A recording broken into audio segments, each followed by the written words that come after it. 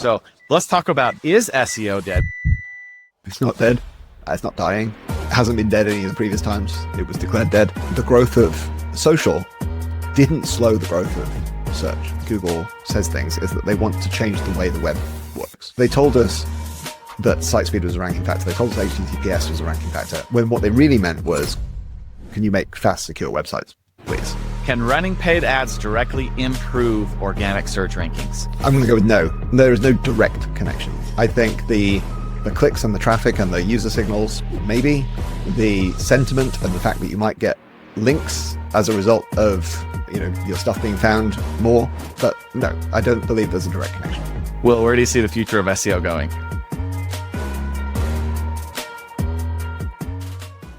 In today's episode, we're joined by Will Critchlow. Will is the founder and CEO at SearchPilot, the enterprise SEO testing software company that helps large websites test ideas for their impact on organic search performance. SearchPilot spun out of the SEO agency Distilled in early 2020. In 2005, Will co-founded Distilled, an SEO agency that was later acquired by Brain Labs in early 2020. Will is also known for organizing the Search Love Conference and has been a regular speaker at industry events. Additionally, he hosts the Business Class Lounge podcast, where he interviews marketing leaders and talks about various aspects of leadership and management. In today's episode, we're going to be talking with Will about SEO Myths Debunked. Welcome to the show, Will. Thanks for having me on. It's great to be here. Yeah, I'm real excited to have you here. I know you've got quite the background in SEO, and being a part of this SEO series, we have just over 30 different parts in this SEO series where we talk about different areas of SEO, on page, off page, specific to content, specific to link building, specific to, we even had some talking about like, how do you get SEO approved in corporate America? A lot of C-levels don't necessarily agree with SEO over paid advertising and other stuff. So we had a lot of topics.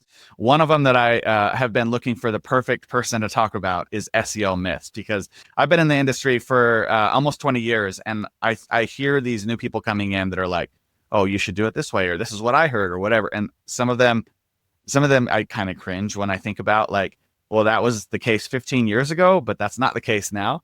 So I'm really excited to dive in and talk to you about debunking some of these SEO myths. But before we do that, let's get to know Will a little bit.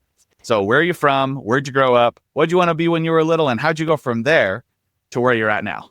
So I was born and raised in the UK. I was born in the South, but grew up in Yorkshire, which is, for those listening around the world, is in the northeast of England, and is the big kind of rural county. And it's a weird hotbed of SEO folks. So, obviously my brother grew up there as well. He's in the industry, Tom Critchlow, my co-founder, Duncan Morris, but it wasn't just us. Bronco is based there with Dave Naylor, Patrick Altoft, who folks might remember from Branded 3. There's a whole host of, like, for a few small towns, quite a lot of folks from that area who ended up doing a lot of stuff in the kind of, particularly in the conference space. And yeah, I had a great upbringing there. Part of, as I say, my brother ended up in the industry as well. And although we probably got on better when we no longer lived in the same place as siblings tend to do, we've got a 4-year age gap. And that's kind of enough that you don't necessarily have a ton in common at age 10 and 14 or 12 and 16. Mm-hmm. But by the time you're 20 and 24, you're kind of, you want to hang out, you want to do the same things. Yep.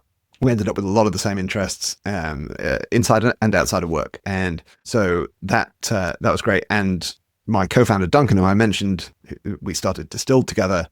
We actually met in what we call secondary school, age 11. So that school in the UK runs all the way from age 11 all the way through to the end of school. So it's like, would you call it, I guess, middle school and high school combined, maybe? Mm-hmm. Yeah. And so, yeah, we met age 11 or 12 and became good friends throughout teenage years, started doing little entrepreneurial ventures.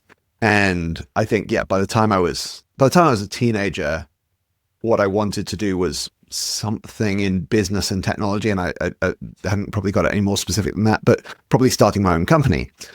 but go back earlier, what I wanted to be when I was a kid was an inventor. I had all kinds of, I remember having a stack of A3 paper, like huge kind of drafting paper, and just inventing things. And I mean, obviously there was no real invention underlying them, or there was no connection to the engineering. There was no like, okay, how would this thing work? But I remember, it was like an electric skateboard and things, which now exists, but wasn't very common when I was that age. A lot of that technology wasn't around. But I can't claim to have actually invented any of those things. I also briefly wanted to be an explorer, but that, while you can draw a line from the invention stuff and being an inventor to today, the explorer is like absolutely not me. I'm not even into camping now. I like my house, I like my bed, I like having a roof. If I travel, I love nice hotels. I think being an explorer would not be the right career for me. But yeah, that journey. So a little bit of the invention stuff, but very quickly into the business side. My father ran his own business from almost as young as I can remember. I do remember him commuting to the last job he had working for someone else, but I think I would have been 5 or 6 when he started his own company. So it's like, my very earliest memories are before that, but I remember him building his business, and he worked from home. So before, these days that's much more common, but it was pretty uncommon back then. And that meant that I had a front row seat to a lot of the operational stuff. So whether it was balancing the checkbook, or whether it was doing the month-end finances, whether it was, I remember physically stuffing mailers, direct mail marketing advertising materials into envelopes and doing the postage and all that kind of side of things. So these were not necessarily transferable skills that were that useful. I don't balance the checkbook today, but they taught me a bit of the finance side, a lot of the kind of hustle and operational. You just got to get done, and if you don't have a big team, you just got to do those things. And in the early days of Distilled, we did some posting and walking door to door and those kinds of things. And as I say, that led into, in my teenage years, being very interested in entrepreneurial stuff very broadly. So reading about things in the rise of the .com era, being very into the tech scene at that era, but also just looking for ways to make money that weren't going and getting a job. So Duncan and I ran a cricket coaching camp one summer for kids who were younger than us. So we must have been 16 or 15. And I remember his mum had to get the insurance because we weren't able to do that. And we had these kids aged like 8 to 12 or something at our coaching camp. Yeah, we did a few of those kind of things. And then eventually the internet came along when I was a teenager. Was the rise of the first websites and so forth. And that was one of those things where being that age at that time was probably an advantage of trying to get started in those areas, because the grown-ups didn't know how the web worked. Nobody really knew how the web worked. So we had no disadvantage. And so we got started building little websites even before we went to college. And then afterwards, we got proper jobs for a little bit. But then it was only 2.5 years later that we started the company that became Distilled. And we just went back to that. We'd been waiting for the bolt from the blue, the idea. This was the era in the .com boom of, whatever it was, pets. Was it pets.com? Was that the? I think it was that era. Yeah.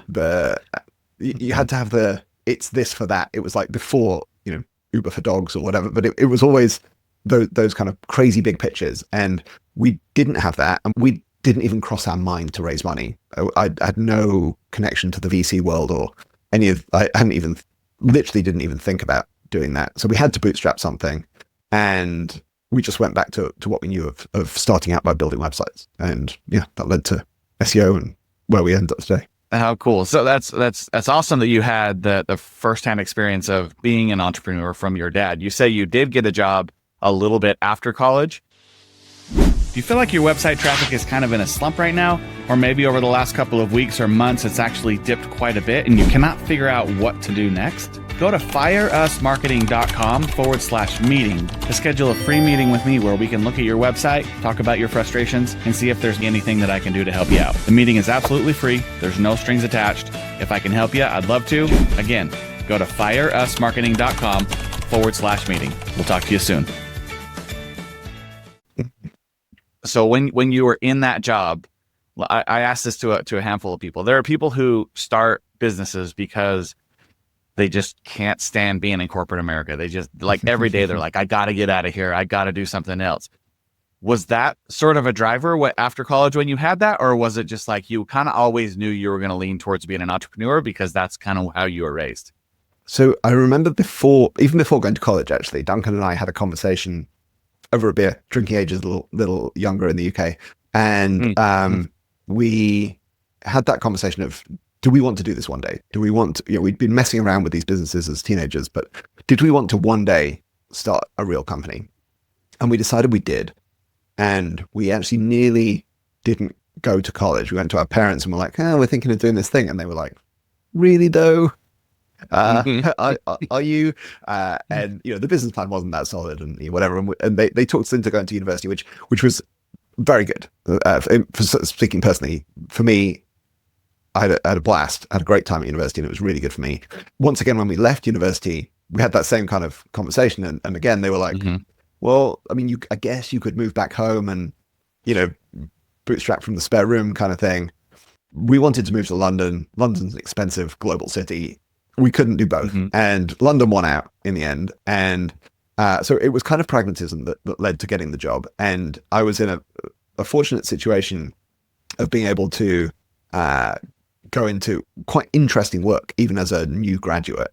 And although it was a tough time because it was 2002, so September 2002 was when I started. And of my cohort of, they hired 6 graduates at once. 3 actually got their offers rescinded before we started because of the downturn, because the economy was bad, and they essentially got laid off before they even begun. And that was just completely random. I found out later they'd literally just gone, well, we don't know, hit 6 people, well, I guess 3 and 3. So I just made that cut through pure luck.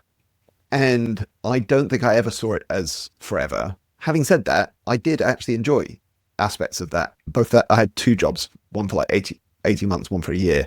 So I didn't stick around for very long. And I think I was fine as an employee, but I definitely didn't feel like I reached my potential. I didn't throw myself into it in the way that I would have needed to really make that the career. But the second job in particular, which was in consulting, so strategy consulting, we were competing with folks like McKinsey and Bain and OC&C, the kind of big consulting houses, but we were a much smaller niche specialist consulting outfit that just did telecoms.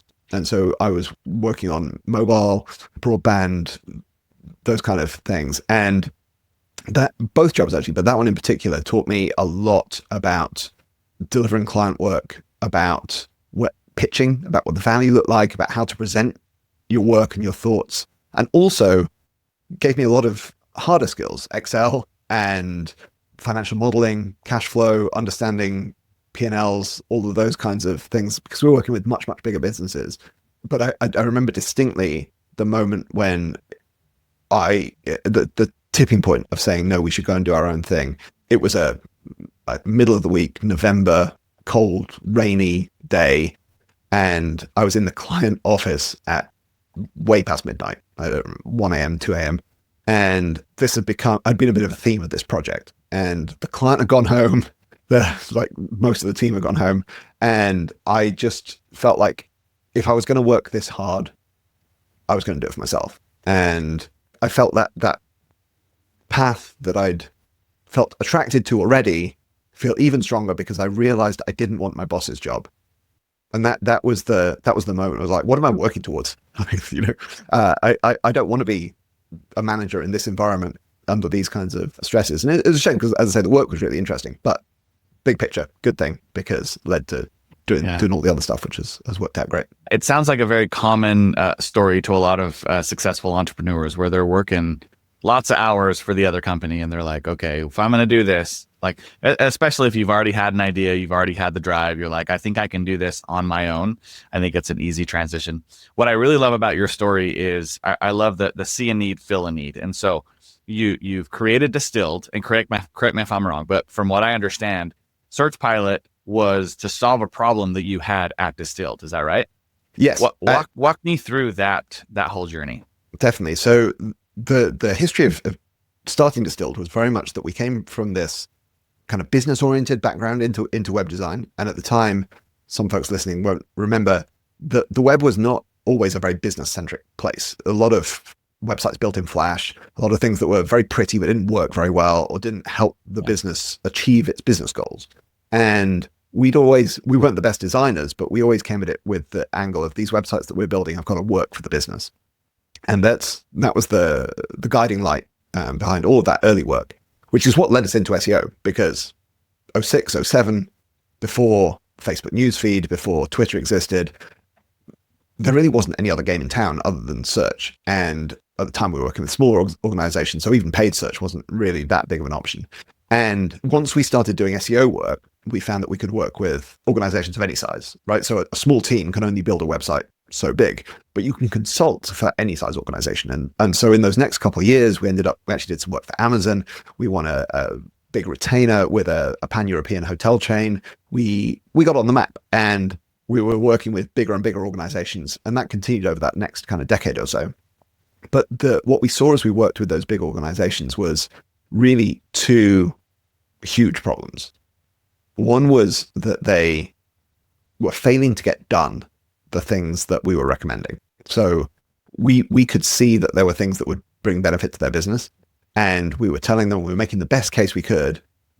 And 6 months would go by, 12 months would go by, 18 months would go by, and you'd look back and you'd say, hang on, we said on day one this was the top priority, and still it hasn't happened.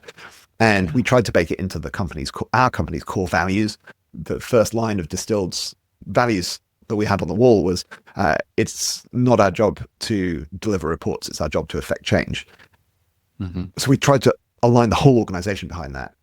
And still, we hit this kind of inertia in these big organizations.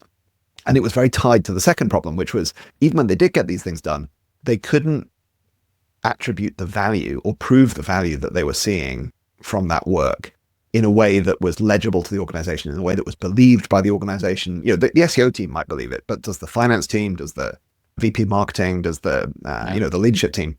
And those two things are two sides of the same coin, right? Part of the reason they can't get things done is they can't prove the value of the things they've already done, and not getting things done is stopping them getting the value. And these things are very, very entwined.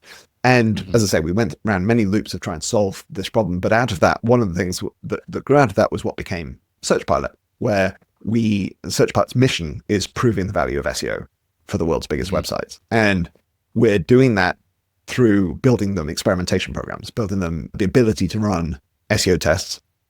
And the way that, as one of the big things that we might get onto in terms of what I've been working on recently, we're spending a lot of time trying to figure out how to break out of the SEO bubble in these organizations into the product team, into the leadership, folks who've got P&L responsibility, those kind of areas.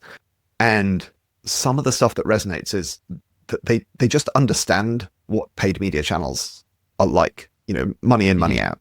And we are at our best, that's what we're working to turn SEO into, make the organic channel more like a paid channel, more accountable, more understandable, more legible to business folks in particular. I love that. Let's dive right into what you're working on then. Let's talk about that a little bit more. Yeah, so it feels we're in internal review season at SearchPilot, so we've been having lots of like personal development conversations around the organization, and I go through that as well with my COO. He kind of reviews me, and I review him, and we were just reflecting how it feels like this year we're just changing everything in the business all at once, and it's been pretty intense, and that's improving how we develop product, how we can be more customer centric, understand what the market really needs. But it's also our go-to-market motion, in particular, rebuilding our sales process. And the big one that ties back to what I was just saying is that positioning piece. Like, what's the story that we tell? And I think where we've been doing well over the last 3 or 4 years is telling the SEO story. I think whenever we're in a room with SEOs, we can explain what we do. We can explain the value of it. People get it.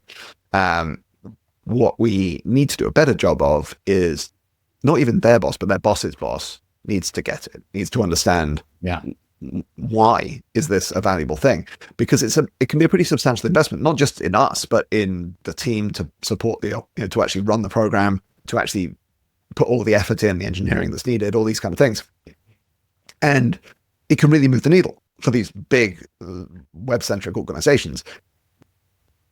But there's been this disconnect. And so what I want to do, what I have been doing, and what I'm going to do a lot more of is just spending time with those folks, right? They've got titles like head of channels is one that we've come across quite a lot, right? So they sit the layer above and they see paid search, they see organic, they see affiliate, they see email, they see whatever else.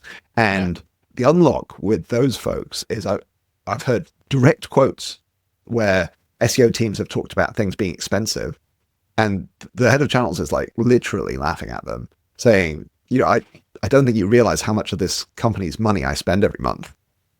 I'm spending tens of millions on these other channels. And we've got a team of 3 SEOs, an agency, and a tool stack. Yeah.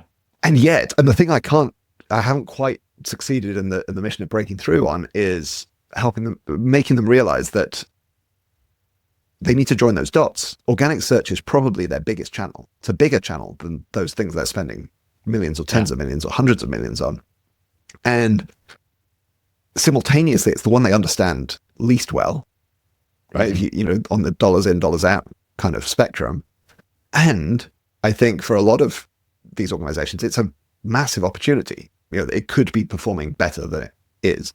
And when they get it, that's a big unlock. But trying to land all of those messages with the business folks is, it's going to be, I think that's going to be the story of the next few years. I agree. And that's why I had that other podcast where we talked about getting corporate America and the C-levels to actually realize the value of SEO, because, the last couple of companies I've worked for, I have been that channel manager. That wasn't the title, but I was over all of those. Mm-hmm. And SEO was always the struggle. It was always the last, redheaded stepchild, if you will. And at the last company, when I first joined in 2015, it actually was driving 70% of the traffic to the website. And even at that point, it was still a battle. It took me many years to build an SEO team and actually add the value for that company. So I love that you're going down that path and trying to solve that problem, because it is a problem. It's a big problem in a lot of big companies, and someone needs a solution. It's a big opportunity. I understand it. That when you're spending hundreds of millions on something, you're going to pay a lot of attention to the thing. Yeah. And I think the fact that a lot of these organizations have got to where they've got to without that substantial investment in SEO, and the fact that it can be, relatively stable, maybe the last 12 or 18 months notwithstanding, you can take it for granted. You can think, well, it's just going to be there. It's going to do what it's going to do. There's not a lot we can do about it anyway. And whereas if we take our eye off the ball in our paid channels, we're literally flushing money, down the toilet. And I understand it from a psychology perspective. And I think it's trying to see the difference between the continual expense of your paid media channels versus the investment in earned and organic media. And it's hard in all those ways that saving money is hard. And compound interest is magical, but it requires you to be disciplined and put some of your paycheck aside and all the rest of it. It's that at an organizational level. And so I definitely do get it. But I also think that we need to unlock this opportunity for those organizations, because, you just have to look at the scale. I was looking the other day, if you chart things like, you're looking at the size of the opportunity, you look at the size of all the paid search agencies in the world, right? And there's a lot of them, some very big agencies. I mean, we sold Distilled to one. There's a lot of money being managing paid search. And then you realize that is all of that revenue, all of those agencies added together is less than 10% of Google's revenue, right? Because the actual media spend. And then you realize that that's all for the fraction of clicks that go to paid versus the fraction of clicks that go to organic. And you just realize the scale, this is I mean, it's not just $1 billion. This is hundreds of billions of dollars flying around this thing, and it's absolutely mind blowing to me, the scale of the opportunity that's out there. Yeah, I did a webinar a couple weeks ago, and I'll probably misquote the actual dollar amount, but I looked up a bunch of studies that show where the SEO industry is going, and it's going to grow like 16 to 20% over the next 6 years, and SEO will be a $235 billion industry. And with that growth, and I mean, I think it's obvious when you look at the data, like you're talking about, like the amount of clicks that go to organic versus paid. Plus, I think, consumers are smarter now than they ever have been in the past. They know what a sponsored ad is. They know that you're trying to manipulate them. And a lot of people, like I've been in marketing for a long time, and all of my family, now that we've had these conversations, they scroll right past the paid ads to find the organic one because it's probably more relevant to what they want. It'll answer their questions a little bit better. And so I think, I do think that is the direction that consumers are going as well.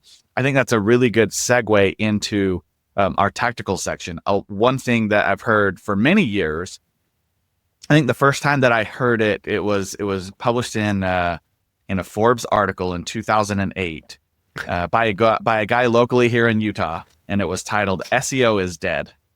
So that's the first myth that I want to talk about. But side note to that, a few months after he posted that, he ended up hiring me to be their SEO at his company, which I thought was kind of funny and unique, and it's still not dead this many years later. So let's talk about that first. Is SEO dead? Because now with AI coming out, all of this, I hear every year. Every year SEO is dead, and every single time us SEOs are looking at this like, no, we're changing, but it's not dead. So that's my opinion. What are your thoughts on that? I mean, it won't surprise you, I don't think, to hear that my opinion is no. It's not dead. It's not dying. It hasn't been dead any of the previous times it was declared dead. I think the big eras that spring to mind, the most comparable for me, is actually that kind of area you're talking about there. I don't recall exactly what that. I'm guessing it was probably social media. That was probably the thing that was killing SEO in 2008. Certainly, there were a couple of trends around there, right? There was the declining search quality the last time around, which led to the Panda, Penguin overhauls and updates and so forth. So there was that. But social media is the most comparable, to my mind, to the rise of the LLM and ChatGPT and so forth, because it's hard to even remember now, but there was this feeling that folks would stop doing searches like best steak restaurant in London, and instead would go on Facebook or go on Twitter and ask their friends for the best restaurants in London. And it seemed so intuitive and so tempting to so many people, and it wasn't even wrong. People did that, continue to do that, but it was an and, not an or. And the growth of social didn't slow the growth of search. And if you look at the expansion, if you look at it as a 100% mix, sure, social looks huge, but actually you forget that search grew through that whole time. And I think that's what we're going to see, and what we have seen so far with the rise of AI. I actually think the LLM is in the words of Clayton Christensen, it's a sustaining innovation for Google, that ultimately Google will be a winner from this. I mean, they invented the transformer in the first place, and I think it's going to bring them more benefits than harm. But there's a lot of disruption that's going to happen along the way, and I think one of the things that I'm most excited about as both a consumer, layperson, and industry person is it's a new kind of competition for Google, and they needed that. Never mind the legal battles they're having with the DOJ and so forth about whether they're a monopoly. They certainly have been under less pressure than they would have been 20 years ago or whatever. And I think the most interesting challenge has never come from things that look like what they do. So the interesting challenge was not Bing, or Yahoo back in the day. It was Amazon. That was the interesting challenge that held their feet to the fire in the late 2000s, early 2010s, because suddenly their existential question was, what if everybody does all their buying of things on other websites and just comes to Google for the information, which is kind of cheap or free? And how do we sell the expensive ad clicks? And not just Amazon, right? In travel, it would have been Booking.com, Expedia, those kind of folks. And we've seen the arguments about the competitiveness or anti-competitiveness of those markets. But the fact that those vertical search engines, Amazon, you don't even think of as a search engine typically, and yet it was where so many product searches were happening. It doesn't look like Google. And I think that's the interesting thing. SearchGPT, ChatGPT don't look like Google, but they have some overlap in the jobs to be done. And that's what really holds Google's feet to the fire and makes them innovate. And we'll find out, but I'm certainly betting the next phase of my career on the fact that neither search nor SEO is dead. Yeah, I agree with you. And Google it's a behemoth. I think that obviously they made a good move by buying YouTube, and YouTube is still number 2 most searched. I think that, for a while TikTok was creeping up on being number 3, but who knows if TikTok will even exist in the United States in next year. Fascinating. So that could, I'm not an expert on where that goes, but it's certainly chaotic, isn't it? All kinds of outcomes are believable. Yeah. One area that with Google, sort of drives me crazy is that everyone wants to believe everything that Google says from an SEO standpoint. And so we hear them say, well, this isn't important. This is important. They get on their webinars, they talk about it, they document it. But then we, as SEOs, we do all these tests, not to mention the leak that proved a lot of the stuff we were assuming. But how much should new SEOs trust what Google says versus going out and doing their own tests to figure it out? So I've got many different complicated opinions on this. I think that I'm going to start with the positive.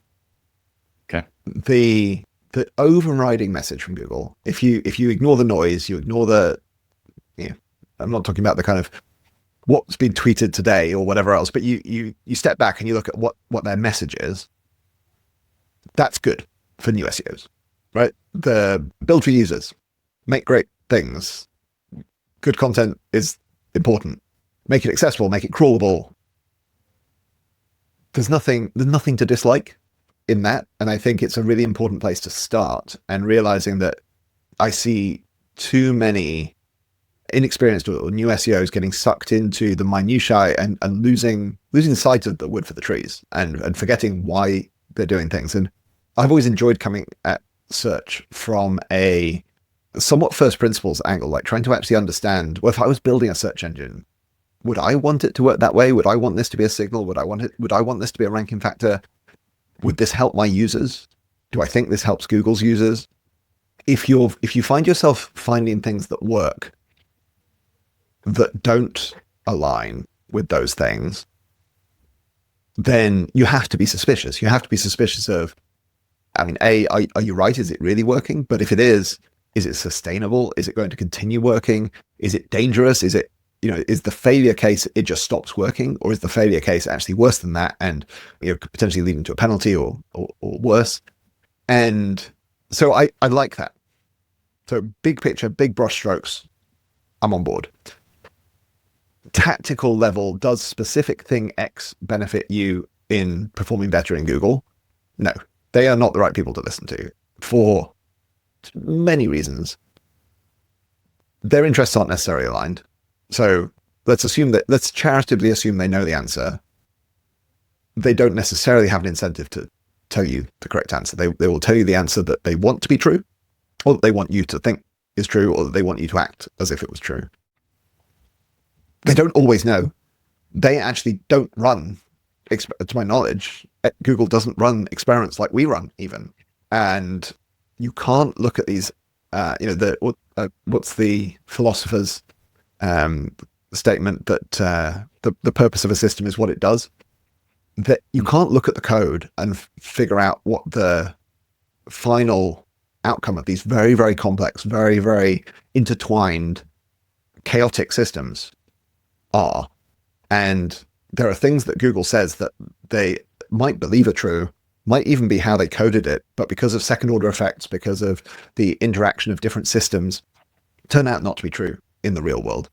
And there's layer upon layer upon layer of this. I think you don't have to believe it's all conspiracy theory. There's plenty of space for cock up. There's plenty of space for just not knowing. But you put all of that together, and I think it's a source of ideas. I wouldn't advise anyone trust it blindly. But I think that also applies to there is really no source, I guess, that you should trust blindly. So it's a good input. But yeah, it definitely, the closer you get to tactics, the less I would trust it. The two areas where it's most trustworthy are, as I say, the big picture directional stuff, which is valuable if you want to build a sustainable business. If you want to be a fly by night, churn and burn, you're playing a different game. Google's advice is definitely not going to be any use to you. But assuming you're trying to build a sustainable business, then they're useful directionally. And they are useful in kind of documentation. So, how does robots.txt work? How does schema, what's valid schema? What's an appropriate way of setting up your sitemap files? Yeah. Those kinds of things. So yeah, the two extremes, the technical stuff and the big picture stuff. Sure. Pretty useful. The tactics, less so. I also think it's important to understand if you're a brand new website, you need to treat it differently than if you've been around for 15 years and you have 12,000 pages and products and all of that, right? You can take a little bit more risk in doing things that Google says maybe aren't, good to do, but you've seen move the needle, versus being a brand new website trying to compete with somebody bigger. You have to be a little more risk averse in that regard. I think it's hard to get started as a small website these days anyway. Everything is just so much more competitive. The web is so much bigger. I've talked about this in a few different forums, but I quite like the language. Remember, we used to call it competitive webmastering before it was even called SEO. And remembering that it is competitive and it's not an even playing field. It's much more like capitalism than it is like grade age level sports. Everybody is not on the same playing field. There is no referee. And right. Some folks, like you say, have been building that asset for decades at this point, and they are incredibly hard to compete with. Right.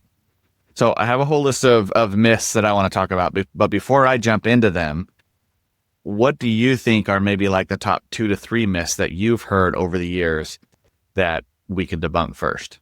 Trying to make somewhat interesting ones. I mean, there's things like keyword density or whatever, which we can talk about.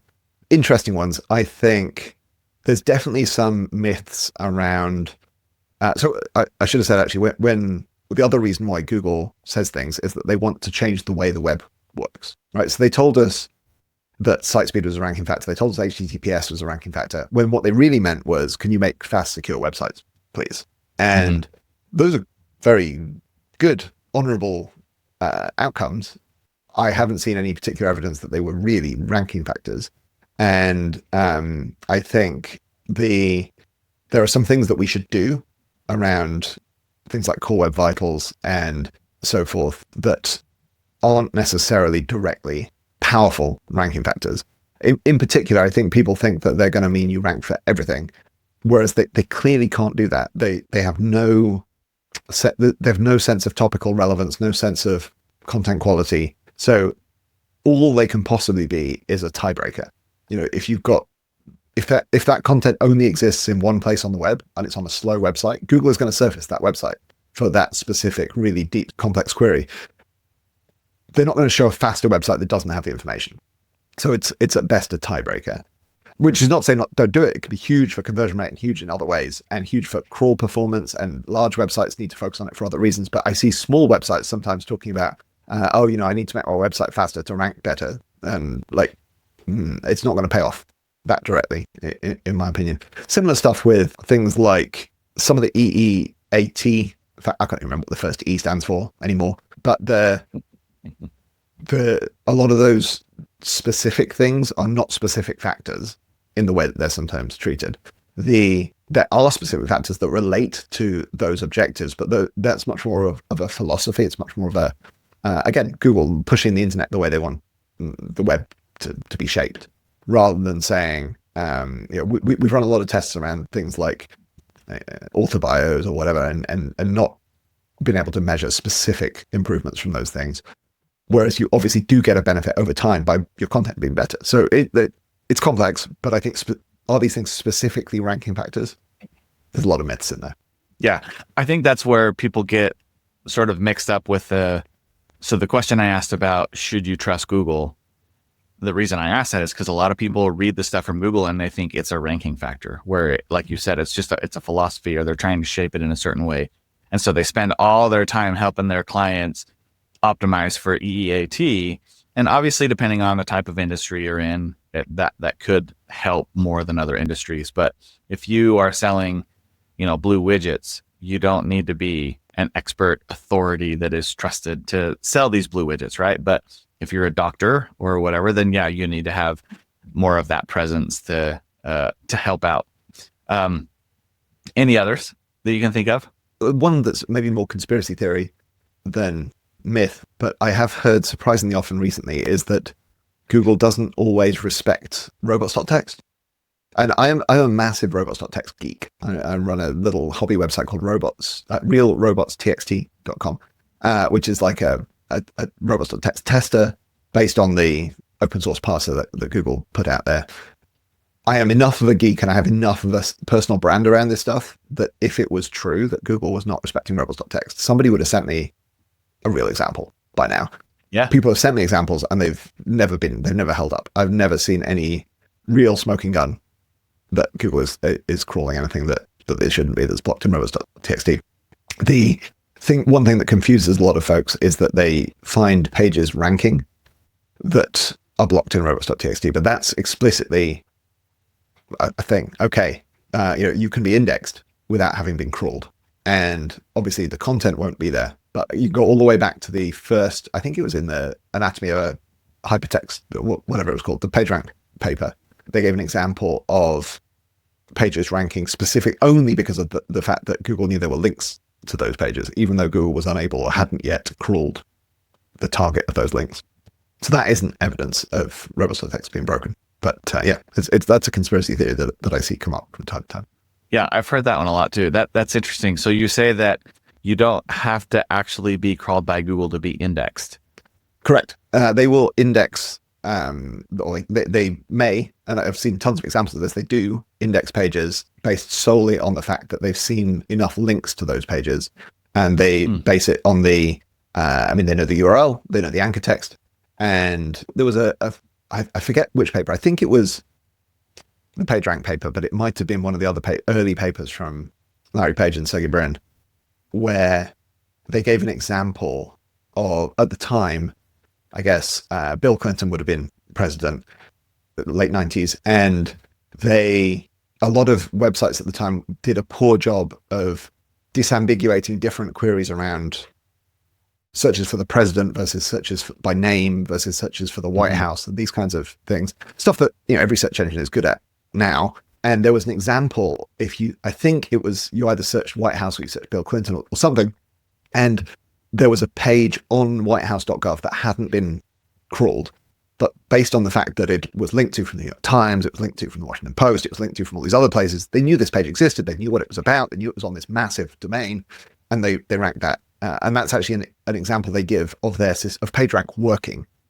They say, we've not even seen this page, and we still know it's the right answer for this query. That's interesting. Okay. So I have a list of questions here. Usually what I do is I try to make it very conversational, but because I have so many different things that I want to touch on, let's do rapid fire. If it's a yes or no, that's fine. We can move on. If there's conversations, let's have a conversation on it. Sound good? Yeah, let's go for it. Okay. All right. First question. Can running paid ads directly improve organic search rankings? I'm going to go with no. There is no direct connection. I think the clicks and the traffic and the user signals, maybe.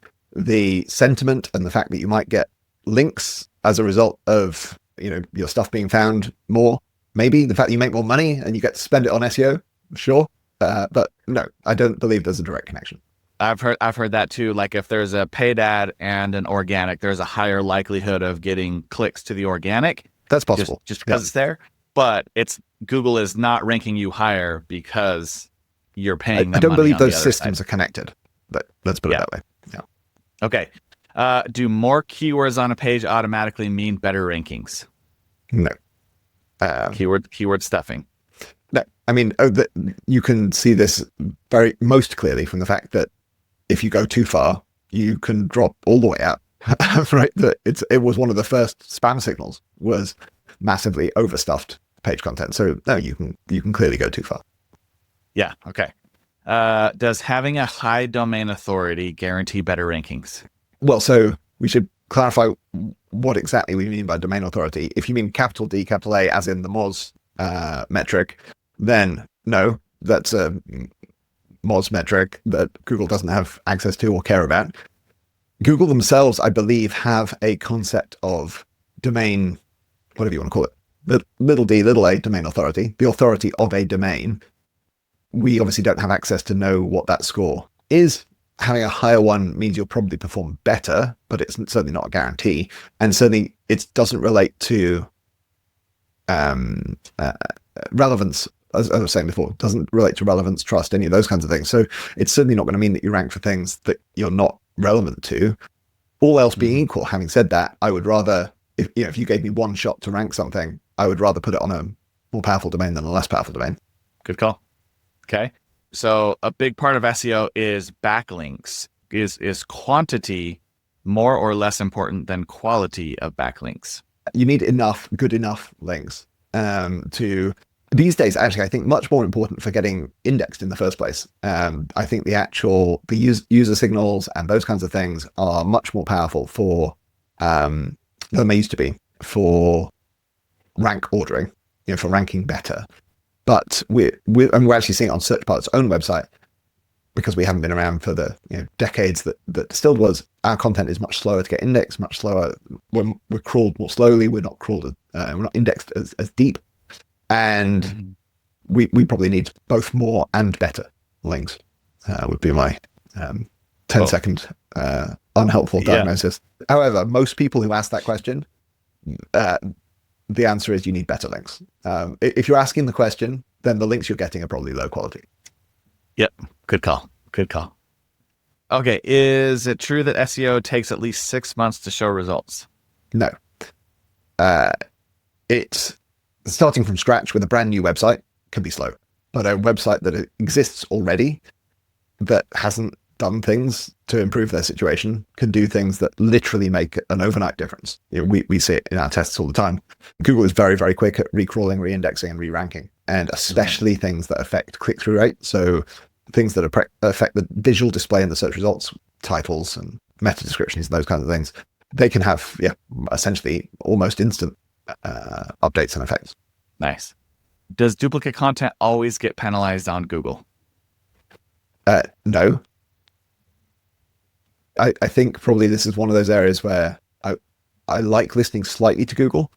I think they would say it's not a penalty, and I think I would agree with them.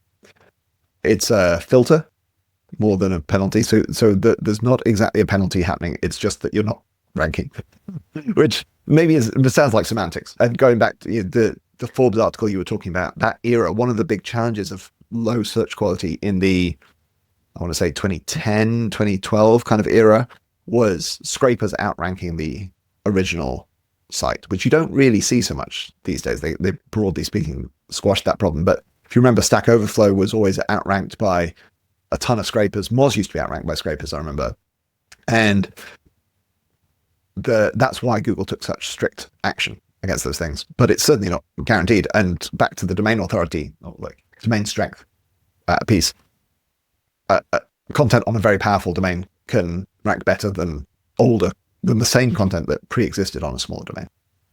Yeah, for sure. Okay, does a website redesign hurt your SEO? Can. I guess, again, we should be clear what we mean. If we literally just mean the code looks exactly the same, but the website looks different to a human, then that is a smaller impact. Most redesigns involve re-engineering as well, and that has a larger impact. Any of these things can have a positive or a negative impact, but certainly if you're in a high-performing competitive space, the downside is often bigger than the upside, so you need to do these things carefully. And it's one of the kinds of experiments that we run sometimes is new page templates. How do they perform against the old one? And we often find the new one starts out worse and we have to iterate and improve it to get it back to the baseline performance that the previous one. And then sometimes the headroom is higher, right? If you're making something that's very user centric, you can end up in a better place than you started, but it does take work to get there. Yeah, especially if you don't do like redirects correctly and you change. And if you get all the way into that, right? That. So if you're changing domains, if you're changing URLs, changing paths, redirecting things, then there's a ton of risk in that area. Yeah. Okay. Does the length of content automatically improve your SEO value? No. Again, go back to first principles. Why would it?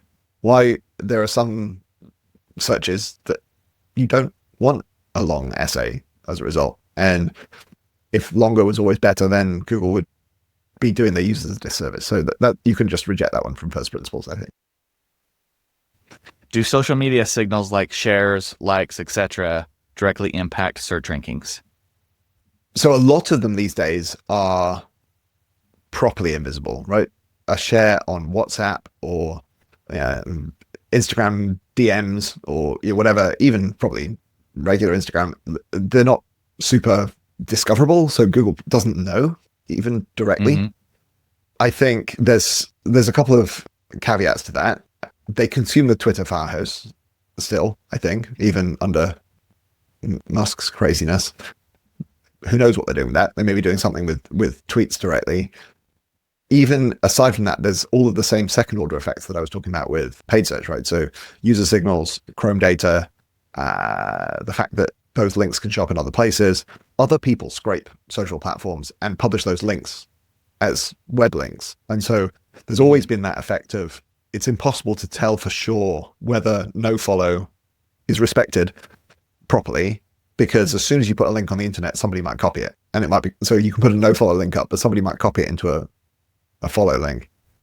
So there's some complexities, but I think broadly speaking, no, you do those things for their own purposes, and there's digital PR value, of course, and there's social media value, but not direct web ranking value. Some say that meta keywords still help ranking. Do you believe that? In Google, I've seen no evidence that. And again, from first principles, why would it? Right? It makes sense that things you put on your website like that feed into your on-site search, right? So you might say, I want this page to appear if somebody does a site search for cat food. But just because you've written cat food in your meta keywords, why on earth would that be a page that an external party would be like, oh yeah, this must be the best page on the internet for cat food? Like, that doesn't make any sense to me. Right. Yeah. Makes sense. Let's see. So does having Google Analytics on your website positively affect your rankings? No. Again, can't see any reason why it would. Google has all the data they need from other sources anyway. You'd have to be a weird tinfoil hat conspiracy. It's a funny Venn diagram intersect where you think that they're using GA data, but they're not using Chrome data for even the people who aren't using GA. So like I'm not that niche a conspiracy theorist. Is having too many internal links hurtful to your SEO? In general, no, except if you're asking the question, maybe. On a normal website, no. In general, you see the most linked to pages are the most valuable pages. That linking to them more is only a good thing. Internal links are incredibly powerful and a great source of crawl budget allocation, and gets you indexed faster and gets you re-indexed and recrawled. Of course, you can take it too far, just like all these things. And that's probably like the number one character trait of SEOs. So I've seen it more so actually with like anchor text matching. So, you put site-wide links with exact match anchor text to, the one page that you want to rank. And yeah, that's probably not going to go so well for you. But if you're a web developer asking that question, the answer is probably no, like build your website, dude. It'll be fine. So a lot of people, like we talk about link juice flowing through internal links. I've heard some SEOs say that you should never link out from your website because you lose some of that link juice. Do you believe that is the case? Because I've seen studies showing that if you do link out properly, it's actually more beneficial because you're being helpful to the user. I think that I probably thought as much as anyone in the industry about how iterative link algorithms work. And I have, broadly speaking, no clue. I can't do this math in my head, right? The math's it's not that hard. It's pretty accessible. I would say it's like advanced high school math to be able to understand the PageRank algorithm. I would expect, like, a smart 17-year-old can get their head around it. You can do basic PageRank math on paper. Scale it up to the scale of even just one website, never mind the internet. And you can't do that stuff even on your computer, never mind in your head. Yeah. I have no idea, is the short answer. From first principles, I'm going to say no. I think that there's no reason why you would be penalized for linking out. The algorithm itself is all about the flow. And you can think of, I personally prefer no, man, we're going to get into like far too geeky territory. I was going to say, I prefer the probabilistic version of thinking about PageRank. I'm going to back out this rabbit hole. I could do a whole hour on this topic. I'm going to say, I don't care what the real answer is. The answer is you should link out because it's good for your users. It's good for the web. Solid advice. Will, where do you see the future of SEO going? My bet is more data-driven, more scientific, more testing, more experimentation, more respect in those P&L channel meetings. That's the business side. On the kind of tactics and technology side, I think that we see ever more rise in user-centric stuff. So if users like it, it's good, and if users don't like it, it's bad. Is too much of an oversimplification right now, but is not wild in terms of, I think, where the puck is going. Yeah, I agree with you. I tell my clients all the time, if they're doing SEO or recommending it to a friend, if they focus on user experience first, you're going to cover a large percent of the SEO. So Will, I appreciate you taking the time to jump on the podcast today and educate us. And I know we had real quick going through a lot of those, and some of them seem silly. Some of those questions seem silly. They come up. To us they do that have come been up. in the industry, but but they do come up, especially to the new SEOs in the industry. Okay, listen up real quick. I promise I'm going to get you right back to the episode. But are you frustrated that your product or service isn't getting the right amount of visibility it deserves online? If so, and you want my help guiding you through the SEO optimization, go to fireusmarketing.com/SEO to get my free SEO guide. Talks about all levels of SEO, local SEO, regional SEO, national SEO, and international SEO. It should give you everything you need to optimize your website at a basic level. If you'd like help beyond that, feel free to hit me up at fireusmarketing.com. I'd be happy to jump on a call and talk through your needs. Now let's get back to this episode. And just actually a final thought on that point is, I wouldn't want any, we've joked about lots of things that are obviously not facts or whatever else. Nobody's born knowing this stuff. I strongly object to any kind of, gatekeeping or feeling like everybody should know these things or whatever else. I love learning. And I think, folks who are new to the industry, fresh to the industry, just stay curious, get out there. And if to the folks who've been around for a while longer, just because somebody doesn't know something, it doesn't mean they're stupid. It means they haven't come across that thing yet. And there's a great, I think it's next KCD comic that looks up if you try and figure out what are the number of facts that an adult human knows, right? And you can come up with some like hand wavy way of figuring that out. And then you're like, okay, that means every single day, even for the facts that you think every single adult human knows, like 10,000 people a day learn that fact for the first time. That's the only way it can work. They weren't born knowing it, and every adult knows it. So somewhere on that journey, they learned that thing. And so when you see somebody who has learned a quote unquote obvious thing for the first time, it's like, well, congratulations, you're one of the 10,000 today. And I think as an industry, we can simultaneously hold ourselves to higher standards for what we call knowledge, what we call facts, and how we learn things, and be more sympathetic to the fact that none of us are born knowing these things, and we've all got to learn it. For sure. Not to mention, I don't think there's any SEO out there, even those who have been in the industry for 20 plus years, they don't know it all. And what they think they know, the advice that they give can change real quick in Google if they want it to change. So do your testing, do the basics, be safe with your clients and a little bit of risk at the same time, like sprinkle a little bit of risk, but Nobody knows everything. So if you're following people on LinkedIn and they're like, this is the only way to do it and everyone else is wrong, take that with a grain of salt too. For sure. Do your own thinking. Yep, that's right. Will, thank you so much again. I appreciate you taking the time today. It's been a blast. Thanks for having me on. And to everyone else who's listening out there, we'll talk to you guys next week.